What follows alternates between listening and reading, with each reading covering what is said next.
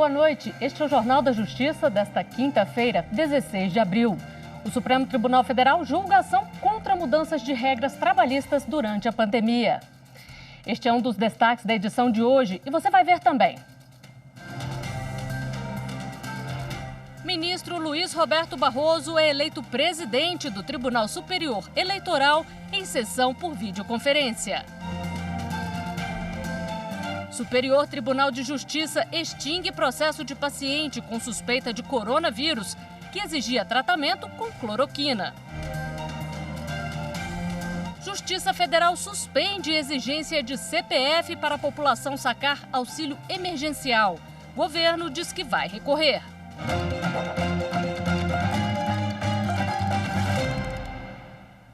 Na sessão plenária por videoconferência de hoje, os ministros do Supremo Tribunal Federal começaram a julgar a ação que questiona medidas emergenciais que alteram a legislação trabalhista durante o período de pandemia da Covid-19.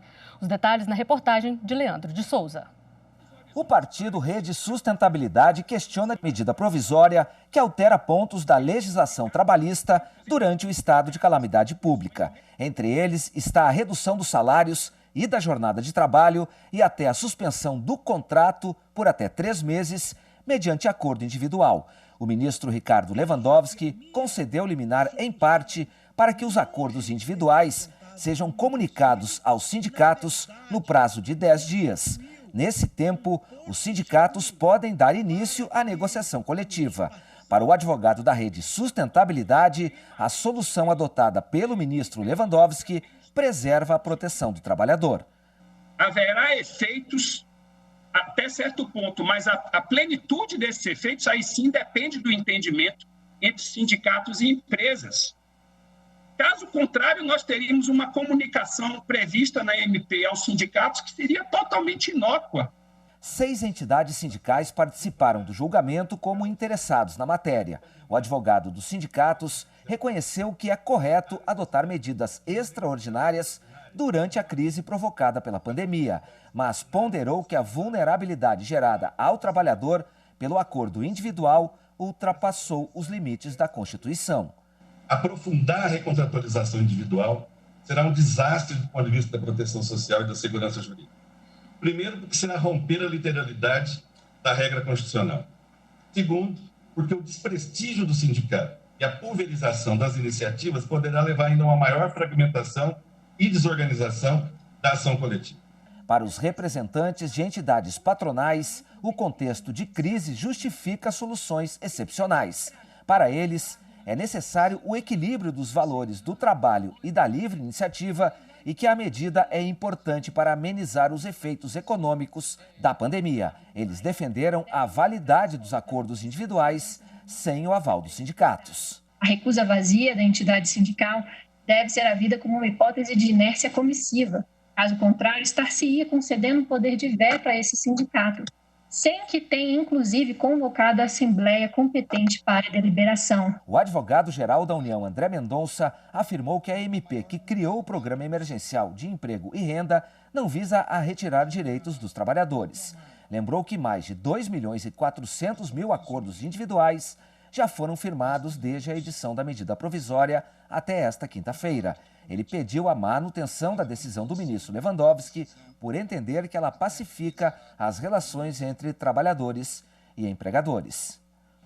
A decisão profunda e que no seu dispositivo garante a essência do equilíbrio na relação entre todas as partes, entre o texto constitucional, entre os direitos sociais, entre a busca do empreendedorismo, da manutenção das empresas.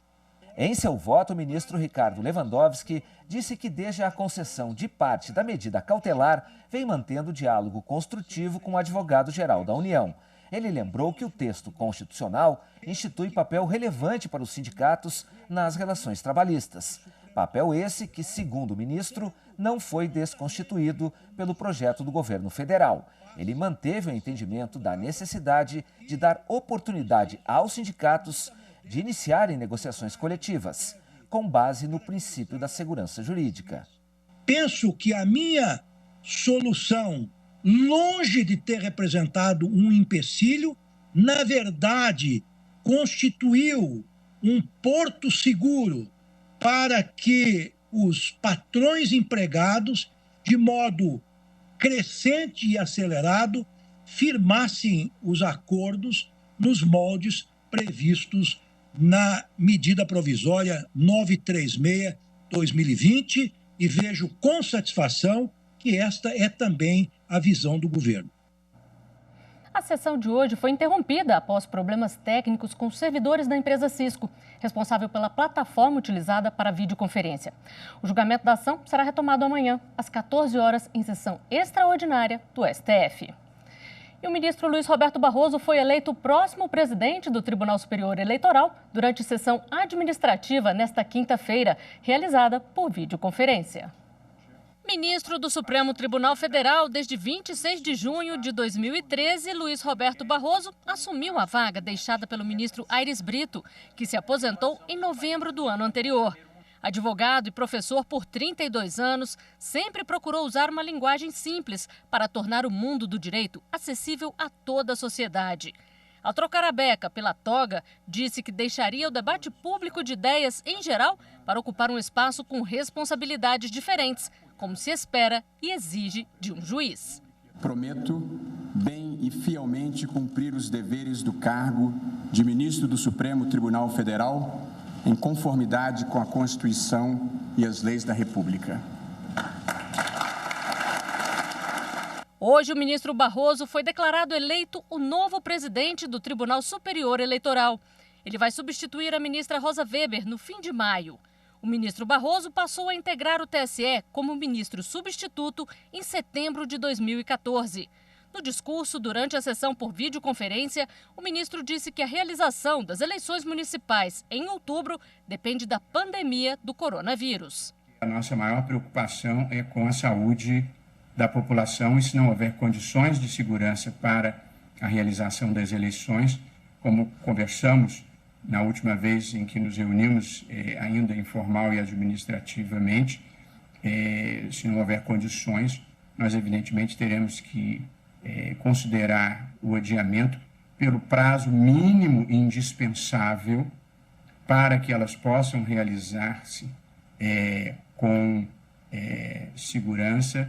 Mas o ministro Luiz Roberto Barroso disse que não há chance de o TSE transferir as eleições deste ano para 2022, quando serão escolhidos o presidente da República, governadores, senadores e deputados. Conforme pude conversar com cada um dos nossos colegas, nós não apoiamos cancelamento de eleições para que elas venham a coincidir em 2022. Todos nós consideramos que as eleições são um rito vital para a democracia e, portanto, assim que as condições de saúde pública permitam, nós queremos realizar as eleições. O ministro Luiz Edson Fachin foi eleito vice-presidente da Corte Eleitoral. O mandato deles vai até 28 de fevereiro de 2022. E a pedido da Procuradoria-Geral da República, o ministro do STF, Marco Aurélio, arquivou notícia-crime contra o presidente Jair Bolsonaro. 6 partidos de oposição apontavam supostos crimes em atitudes que o presidente adotou desde o início da pandemia do novo coronavírus. Entre os episódios estão declarações de Bolsonaro sobre a doença e a participação em uma manifestação política. A PGR se manifestou pelo arquivamento do processo por entender que os fatos narrados pelos partidos não configuram prática de delito. Entre outros pontos, a Procuradoria-Geral afirma que não há indicação médica de isolamento do presidente da República e que a livre circulação de pessoas não constitui infração de medida sanitária preventiva. E no próximo bloco, STJ extingue processo de paciente com suspeita de coronavírus que exigia tratamento com cloroquina. Direitos iguais, para as pessoas serem tratadas sem diferença, de modo igual para todos também.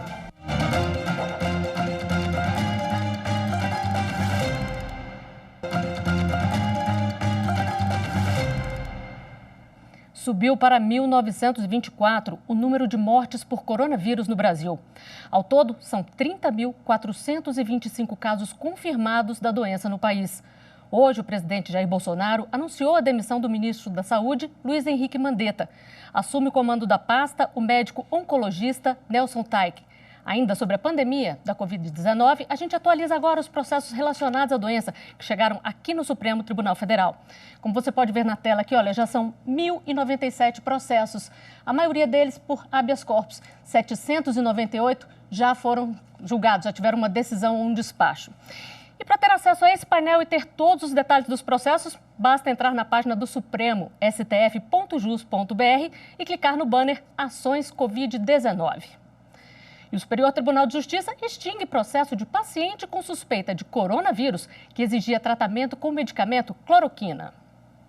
O paciente de 75 anos está internado em um hospital do Rio de Janeiro com pneumonia e apresenta várias comorbidades. O idoso fez o teste para Covid-19, mas antes de sair o resultado, a família impetrou o mandado de segurança contra o ministro da Saúde para garantir o tratamento imediato com o uso de cloroquina e hidroxicloroquina.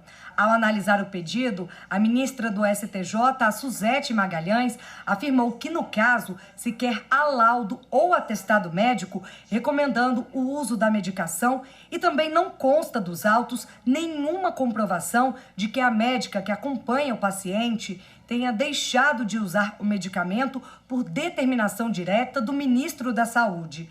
Além disso, a ministra concluiu que o titular do Ministério da Saúde é parte ilegítima para compor o polo passivo do mandado de segurança e julgou extinto o processo sem resolução de mérito. Produtividade em alta no Tribunal Superior do Trabalho. Em um mês de isolamento social provocado pelo coronavírus, o TST proferiu mais de 6.500 acórdãos. Os dados são da Coordenadoria de Estatística e Pesquisa do TST. Ao todo, foram 6.580 acórdãos proferidos, que representam decisões de órgãos colegiados em quase um mês de isolamento social. Ainda de acordo com os dados, no mesmo período foram cerca de 14.500 decisões monocráticas e quase 3.000 despachos. Também foram cumpridos aproximadamente 200.000 atos processuais. Os dados de produtividade do tribunal durante a pandemia são divulgados semanalmente e também encaminhados ao Conselho Nacional de Justiça para monitoramento. O objetivo é assegurar a transparência do serviço público e da atuação jurisdicional durante o coronavírus. Por demora excessiva, sem fundamentos concretos, ministra do Superior Tribunal de Justiça cancela afastamento de vereadores de Petrópolis. Os 2 vereadores foram denunciados por suposta participação em esquema de recebimento de propinas mensais na Câmara Municipal, em troca de aprovação de projetos de interesses de outros investigados e da atuação na oposição a 2 prefeitos de Petrópolis.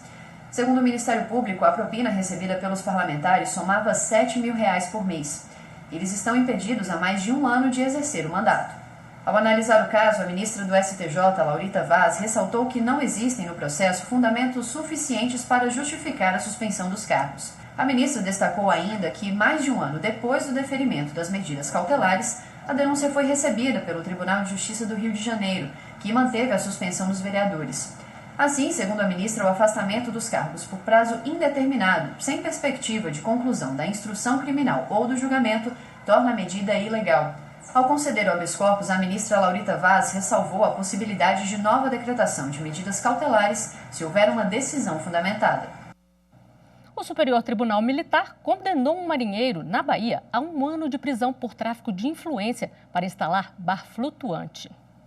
No processo julgado pelo Superior Tribunal Militar, a história contada é a seguinte: o marinheiro da Capitania dos Portos da Bahia soube do interesse de um casal de empresários em instalar um bar flutuante e o serviço de banana boat no Morro de São Paulo, que fica a uns 60 quilômetros de Salvador.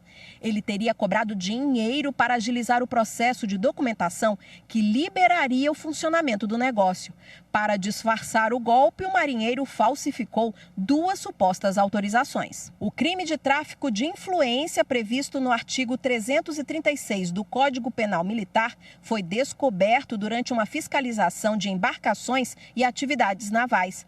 Na inspeção, foi constatado que a autorização para a prorrogação da atividade empresarial apresentava uma assinatura falsa em nome do capitão dos portos. O dinheiro era depositado na conta de outros 3 militares, que repassavam a quantia para o marinheiro.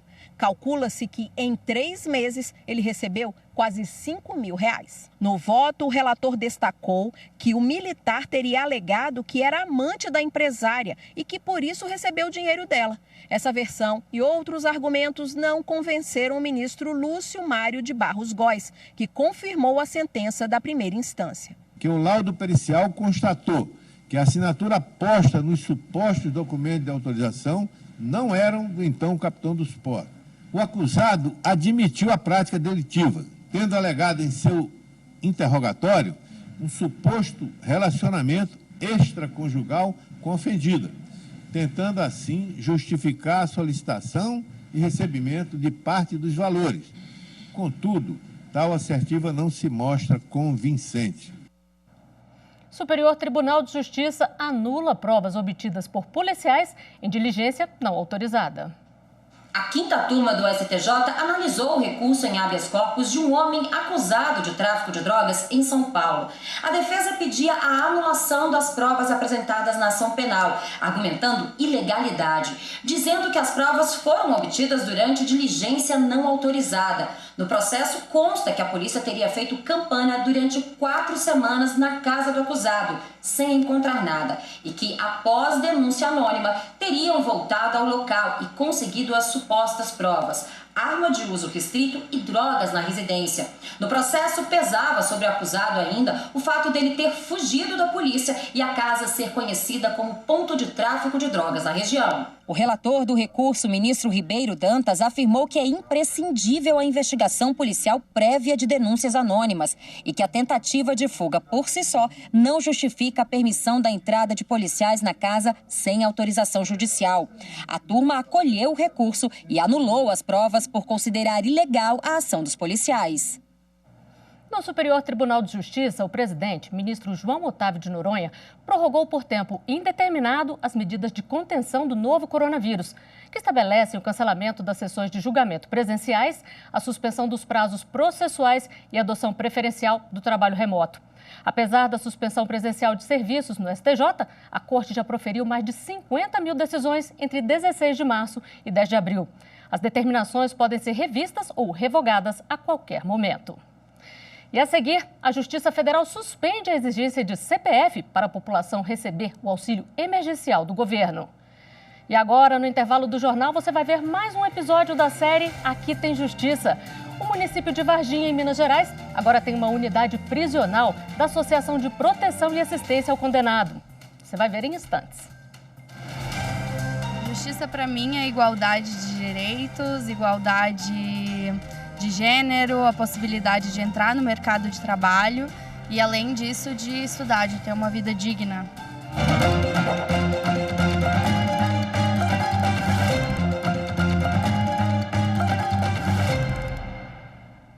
A Defensoria Pública do Rio de Janeiro enviou recomendação aos 92 municípios do estado para assegurar às gestantes a presença de acompanhantes antes, durante e após o parto nas unidades de saúde, mesmo durante a pandemia de coronavírus. A Defensoria Pública do Rio de Janeiro destacou que essa medida é um direito conferido por lei às gestantes e que garante a dignidade humana da paciente. Além disso, a OMS reafirmou que esse cuidado deve ser mantido mesmo em tempos de pandemia. O documento enviado aos secretários de saúde dos estados e do Distrito Federal aponta a necessidade de adotar e atender a pedidos da grávida e também o plano de combate ao novo coronavírus não impede a adoção de medidas que contribuam para a humanização do parto. Se essa recomendação não for atendida, os gestores podem responder por improbidade administrativa. A Polícia Civil, o Ministério Público do Distrito Federal e a Controladoria Geral da União atuaram juntos hoje em uma operação que investiga fraudes em contratos da merenda escolar da capital do país. Os crimes teriam ocorrido em 2017, na gestão do governador Rodrigo Hollenberg, do PDT. Foram cumpridos 4 mandados de busca e apreensão. Um na empresa que ganhou a licitação e os outros na casa de donos e servidores públicos. Estão sendo investigados crimes de corrupção ativa, corrupção passiva e fraude. Segundo as apurações, o prejuízo aos cofres públicos foi calculado em R$ 4 milhões, mas pode passar dos 11 milhões. Durante a pandemia, a ministra Isabel Galotti, do STJ, determina manutenção provisória de plano de saúde empresarial com apenas 2 usuários. O casal de idosos mantinha o plano de saúde coletivo há mais de 25 anos, quando recebeu a comunicação da Unimed de que o contrato seria rescindido no dia 30 de março. Na justiça, eles alegaram ter direito à permanência, mas a Unimed afirmou que o contrato coletivo admite a rescisão unilateral e que os beneficiários poderiam migrar para planos de saúde individual ou familiar. Em primeira instância, o pedido de permanência no plano foi negado, mas o Tribunal de Justiça de São Paulo entendeu diferente. O rompimento unilateral violaria os princípios da boa-fé e da equidade contratual e da função social. No STJ, o recurso especial foi julgado pela ministra Isabel Galotti. Ela considerou que o entendimento do Tribunal Paulista está em desacordo com a jurisprudência do STJ e que o impedimento à rescisão unilateral não é aplicável aos contratos coletivos, apenas aos planos individuais ou familiares. Por conta dessa decisão, o casal de idosos apresentou outro recurso. Alegaram que, por causa da pandemia de Covid-19 e por fazer parte do grupo de risco, a suspensão do plano seria abuso de direito. Ao analisar esse pedido de urgência, a ministra observou que, em função do momento de calamidade, não é aconselhável a suspensão de planos de saúde. Por isso, determinou a Unimed de São José do Rio Preto que mantenha o plano de saúde até que a 4ª turma julgue o recurso que analisa a possibilidade de rescisão unilateral do contrato por parte da administradora. Justiça suspende exigência de regularização do CPF para a pessoa receber auxílio de R$ 600. Essa regularização é exigida pela Receita Federal a fim de evitar fraudes. A Justiça entendeu que essa exigência tem provocado filas, o que contraria orientações das autoridades de saúde. Uma cena que se repete nos últimos dias. Filas imensas nas unidades da Receita Federal pelo país. Uma tentativa de brasileiros regularizarem o CPF para receber o auxílio emergencial de R$ 600. Dinheiro destinado aos trabalhadores informais, microempreendedores individuais, autônomos e desempregados durante a pandemia de coronavírus. Muitos deles que não estão nos cadastros oficiais do governo têm dificuldade de regularizar a situação. O Tribunal Regional Federal da Primeira Região em Brasília determinou a suspensão da exigência do CPF regular para o recebimento do auxílio. Esse foi um pedido do governo do estado do Pará. A Caixa e a Receita Federal receberam prazo de 48 horas para implantar a medida, sob pena de multa de R$ 5.000 por dia de atraso. Logo cedo, o governo disse que a Advocacia Geral da União iria recorrer da decisão da Justiça, com a alegação de que a falta de exigência do CPF abre a porta para a fraude. Hoje, a Caixa Econômica Federal divulgou esta cartilha, disponível na internet, que explica como receber o auxílio emergencial. Técnicos do governo estimam que 70 milhões de brasileiros vão receber o benefício. O ministro do STF, Gilmar Mendes, enviou intimação ao governo federal pedindo esclarecimentos sobre o limite de saques do FGTS. Veja essa e outras decisões do Poder Judiciário com a repórter Fernanda Porto. O limite de saques do FGTS foi anunciado na semana passada pelo governo federal. A medida provisória estipula a cada trabalhador o direito de sacar até R$ 1.045 do Fundo de Garantia por Tempo de Serviço a partir do dia 15 de junho a dezembro. Segundo o Ministério da Economia, cerca de 60 milhões de trabalhadores têm direito ao saque de contas ativas e inativas. E a medida é necessária para o fundo se manter sustentável.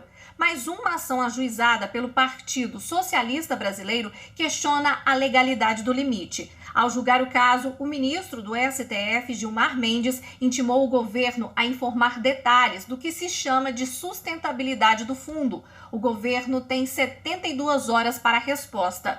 Já em Alagoas, a Justiça recebeu denúncia por improbidade administrativa contra o ex-presidente do Tribunal de Contas do Estado, o conselheiro Cícero Amélio da Silva, e 2 assessoras. Segundo o Ministério Público, o conselheiro teria praticado nepotismo, nomeando 2 assessoras que são sobrinha e cunhada dele. As investigações apontam ainda que elas repassavam 50% do salário para o conselheiro, além de nunca terem cumprido o expediente no tribunal e não terem capacitação para ocuparem os cargos. E nessa época de pandemia, olha só essa notícia. A Justiça de São Paulo manteve a prisão de 5 pessoas em flagrante no último sábado. Elas tentavam vender uma carga de 14 mil testes para a Covid-19 e 2 milhões de máscaras de proteção que foram furtadas no aeroporto de Cumbica, em Guarulhos. A decisão determina ainda que o material seja doado para a Secretaria de Saúde. E uma última notícia. A ministra do Supremo Tribunal Federal, Rosa Weber, arquivou o recurso da Igreja Evangélica Assembleia de Deus contra a norma do estado de Mato Grosso. Desde março, o governo estadual proibiu a realização de cultos, missas e celebrações religiosas durante a pandemia do coronavírus. Segundo a ministra, não houve afronta ao entendimento do STF sobre a competência concorrente entre estados federados para determinar medidas de restrição. E este foi o Jornal da Justiça de hoje. Mas não se esqueça, mande o seu recado ou sugestão de reportagem para o nosso WhatsApp 61 99260 6116. Boa noite.